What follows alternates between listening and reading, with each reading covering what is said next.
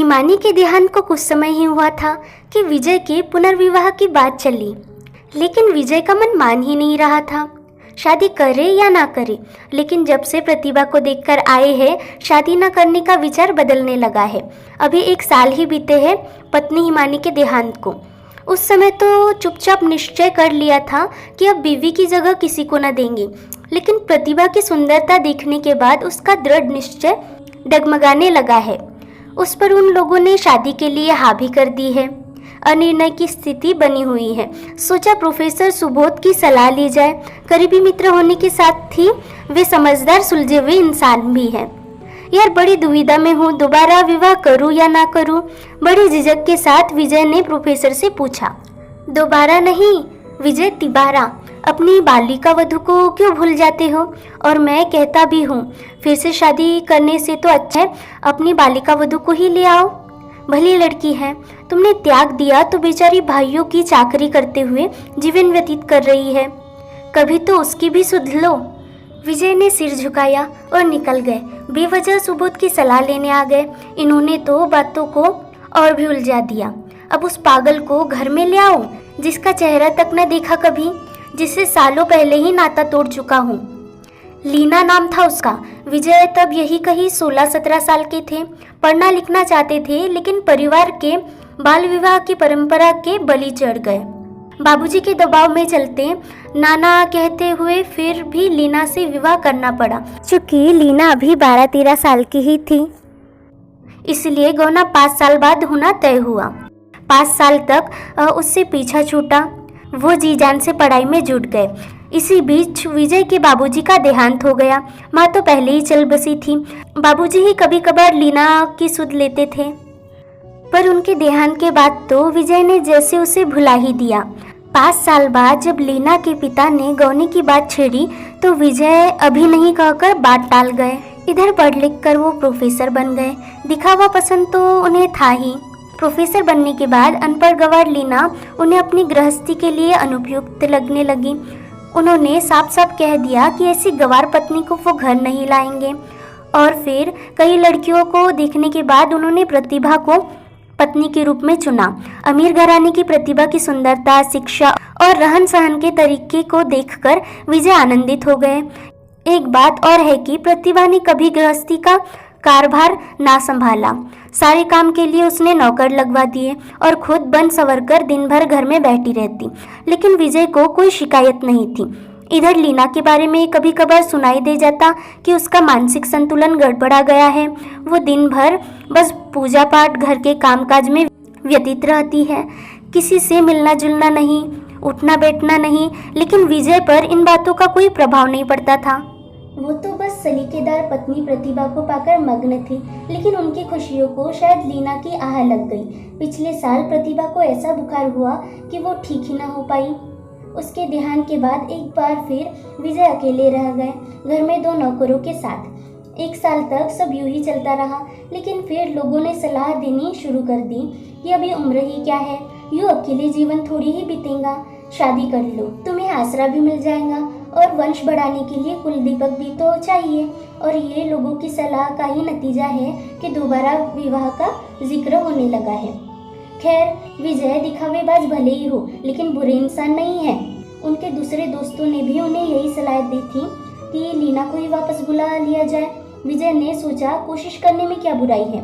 वैसे तो स्वाभिमानी लीना वापस आएंगी नहीं, और आई भी मैं ऐसा सत्य व्यवहार करूंगा उससे कि 4 दिनों में ही भाग जाएंगी। यही ठीक रहेगा। दोस्तों के बीच अच्छा भी बन जाऊंगा और मानसिक संतुलन खो चुकी लीना का साथ निभाना भी नहीं पड़ेगा। विजय स्वयं नहीं गए, बल्कि अपने नौकर को भेज दिया, ये सोचकर कि नौकर को देख शायद लीना न लौटे। लेकिन ऐसा हुआ नहीं। शाम को जब विजय कॉलेज से लौटे तो एक स्त्री पानी के गिलास के साथ हाजिर हो गई। विजय अचंभित थे। चाय बनाऊं? कुछ नाश्ता करूंगे? वैसे नाश्ता तैयार है। स्त्री की आवाज़ सुनकर विजय चेते, लेकिन कुछ भी न बोलते बना। मैं लीना हूँ, शायद आपने पहचाना नहीं मुझे। हाँ हाँ ठीक है। आवाज़ थोड़ी शक्त कर ली विजय ने, जैसे कि उन्होंने पूर्व योजना बना रखी थी। मुझे नाश्ता वास्ता नहीं करना, तो चाय ही पी ले, थकान दूर हो जाएगी। कहकर बिना उत्तर की प्रतीक्षा किए लीना रसोई की ओर मुड़ गई। विजय दंग थे। प्रतिभा जब तक जीवित रही कॉलेज से लौटने पर कभी पानी का गिलास तक लेकर नहीं खड़ी रही, न ही चाय नाश्ता पूछा। उसके रहते ये जिम्मेदारी नौकरों ने ही पूरी की। तभी लीना चाय ले आई। विजय चाय पीकर तरोताजा हो गए, लेकिन घर पर अधिक समय वो नहीं बिताना चाहते थे। लीना उन्हें फांसने की फिक्र में है और वो उसे और मौका नहीं देना चाहते थे, इसीलिए फौरन निकल गए।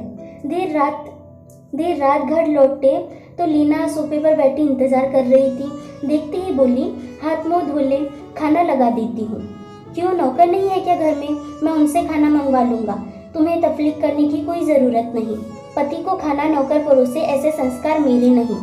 वैसे भी इतना पूजा पाठ के बाद तो आपकी सेवा का मौका मिला है, उसे गंवाना नहीं चाहती। विजय से कुछ कहते ही नहीं बना। घर में इस तरह का संस्कार देखने का उन्हें सौभाग्य ही कहाँ मिला था। माँ बचपन से गुजर गई थी और पत्नी प्रतिभा को अपने बनाव श्रृंगार से ही फुर्सत नहीं मिली कभी। वो हाथ मुंह धोकर खाने बैठ गए। पहली बार किसी ने प्यार से अपने हाथों से खाना बनाकर खिलाया था, वरना तो बचपन से लेकर अब तक नौकरों के हाथ ही बना खाना ही खाया था उन्होंने। और उस प्यार की मिठास वो खाने के स्वाद में स्पष्ट महसूस कर सकते थे, लेकिन तारीफ नहीं की उन्होंने।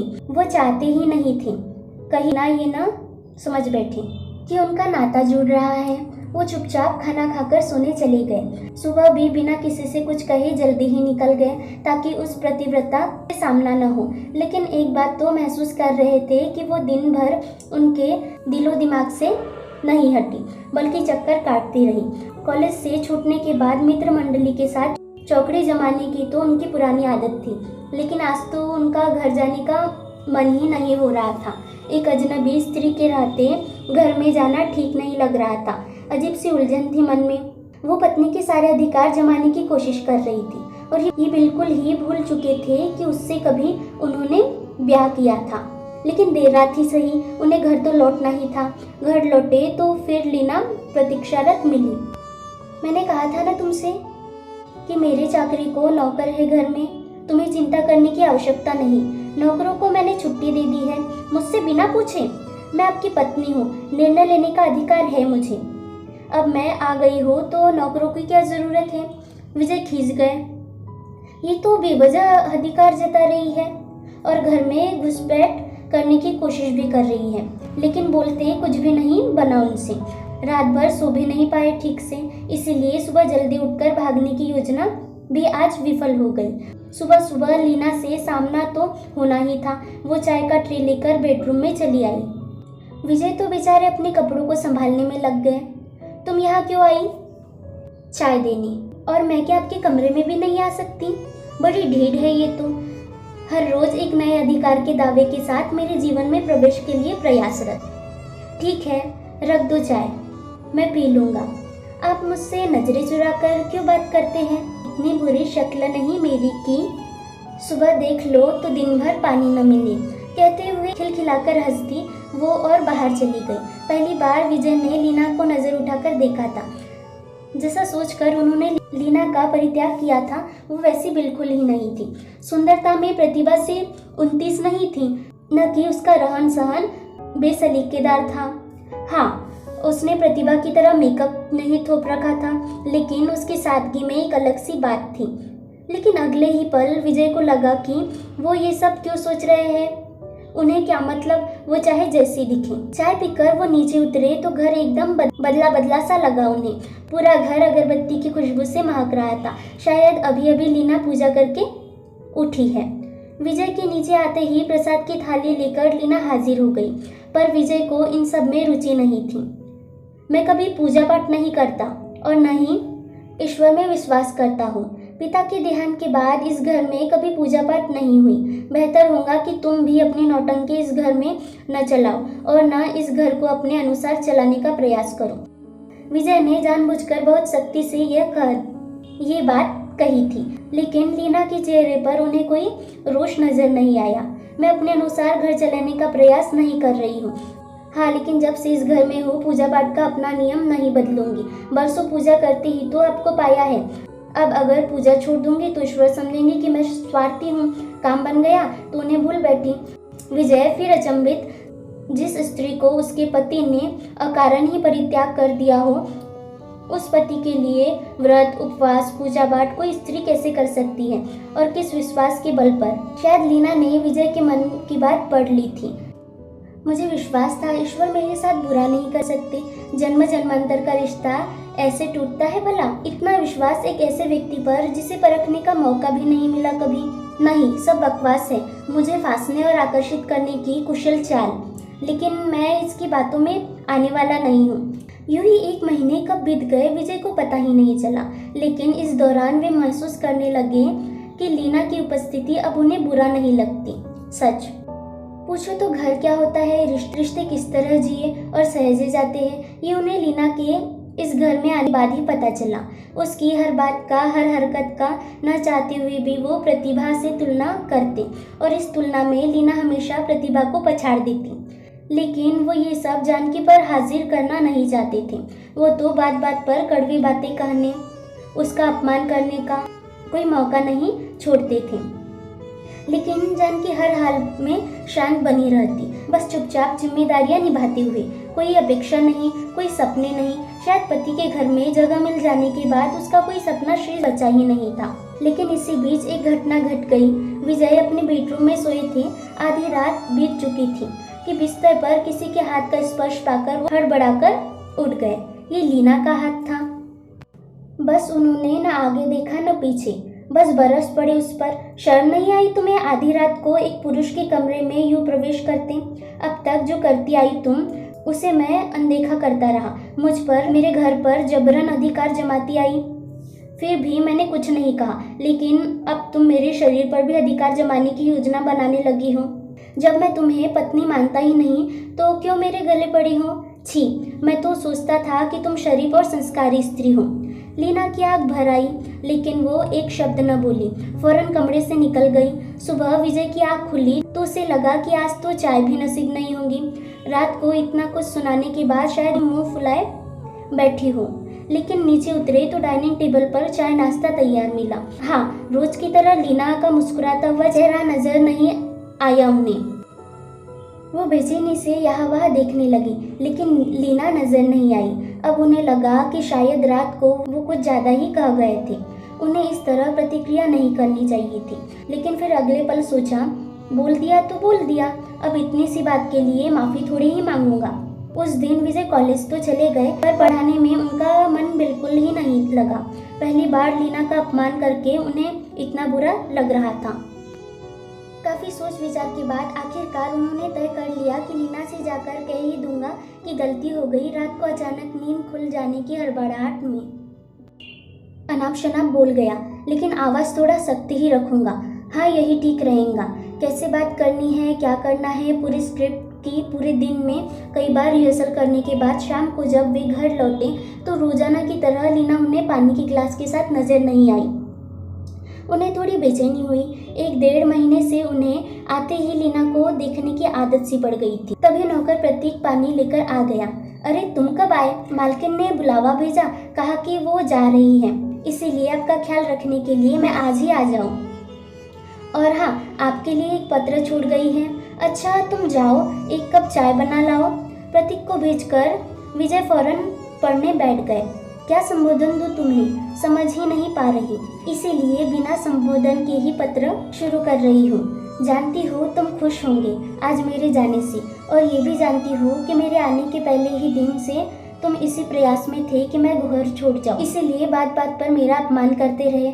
वरना इतना बुरा बोलना तुम्हारा स्वभाव नहीं है, ये मैंने पहले दिन ही तुम्हारा चेहरा देखते ही पढ़ लिया था। तुम अपने लक्ष्य में सफल हुए।